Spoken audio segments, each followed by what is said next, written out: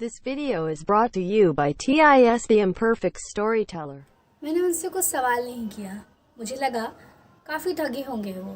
खाना भी उन्होंने नहीं खाया था, हालांकि मैंने खाना गर्म करके रखा था टेबल पर। शायद सच में काफ़ी थके थे वो, पर कुछ दिनों से उनका रवैया मेरे लिए बदलता जा रहा था। न वो मुझसे कुछ कहते, ना मुझे कुछ करने को कहते। हालांकि मैं कहना चाहती थी, मैं पूछना चाहती थी, सवाल करना चाहती थी कि क्यों इतनी देर हो रही है, आप समय पर घर क्यों नहीं आते। और मैं कैसे पूछती, आखिर थी तो मैं उनके घर की एक हाउसकीपर ना, उनके बच्चों की एक नैनी ना, तो शायद मेरा सवाल करना सही ना होता। आखिर सवाल करती तो मैं किस अधिकार से करती।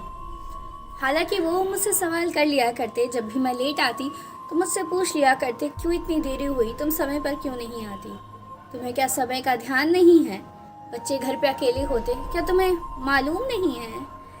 मैं कहती सर हिला के, अगली बार समय पर आऊँगी। पर न जाने क्यों मैं ये सवाल कभी उनसे ना कर पाती।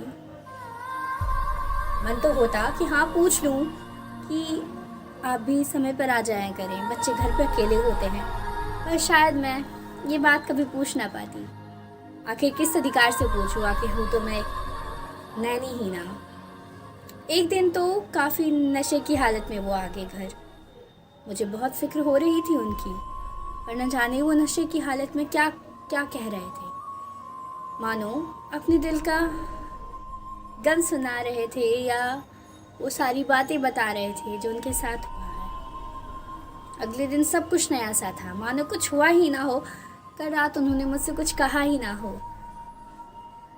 मैं भी क्या पूछती, मैं भी चुप थी, क्योंकि किस अधिकार से सवाल करती, क्या पूछती और कैसे पूछती। आखिर थी तो मैं उस घर की एक हाउसकीपर ना, वहाँ के बच्चों की, उनके बच्चों की एक नैनी ही ना। किस अधिकार से मैं सवाल करती। हमारा सवाल करना क्या सही होता। आखिर थी तो मैं उस घर की, उनकी हाउसकीपर ना। Like, comment, share the video and subscribe the channel।